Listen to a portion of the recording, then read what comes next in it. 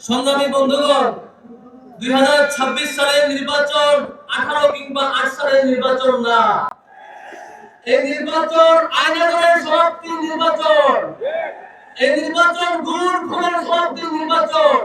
কিন্তু আমরা দেখেছি গত 1.5 বছরে বিএনপি এখন পর্যন্ত খুন করেছে 231 জনের বেশি খুন করেছে। আমরা দেখেছি এখন পর্যন্ত ধর্ষণ করেছে 63 জনের বেশি ধর্ষণের কেস আমরা পত্রিকায় প্রকাশ পেয়েছে। সম্মানিত বন্ধুগণ, যুবদল নেতা কর্তৃক যখন এক ব্যবসায়ী চাঁদাবাজের চাঁদা দেওয়ার কারণে পুলিশ শিকার হলো, সেই সংবাদ পত্রিকা প্রকাশের কারণে সাংবাদিকদের চাকরিচ্যুত করা হয়েছিল।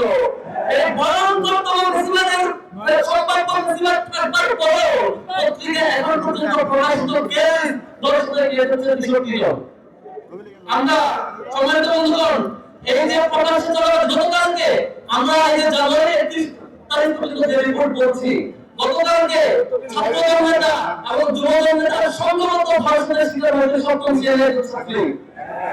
আমরা একটা কথাই বলতে চাই, যারা নারীদের এমপাওয়ারমেন্টের কথা বলছেন, ওনারা 10 জন প্রার্থীকে এমপি প্রার্থী করেছেন, তার মধ্যে 5 জন হচ্ছে পিতা কোটা, 3 জন হচ্ছে স্বামী কোটা, 1 জন হচ্ছে শ্বশুর কোটা, আরেকজন হচ্ছে ভাই কোটা। পরিবারে এই 10 জন নারীকে এমপাওয়ার করে নারীদেরকে ধর্ষণ হয় না, পুজিয়ে নারীদের এমপাওয়ার হয় না। আগামীতে 2টা ভোট গণভোটে হ্যাঁ আর কোনটাতে হবে এই সময় দাঁড়িয়ে বিজয় করতে আমাদের ভোটের নিরাপদ বাংলাদেশ পাবে, নারীরা সম্মান দিতে পারবে ইনশাআল্লাহ।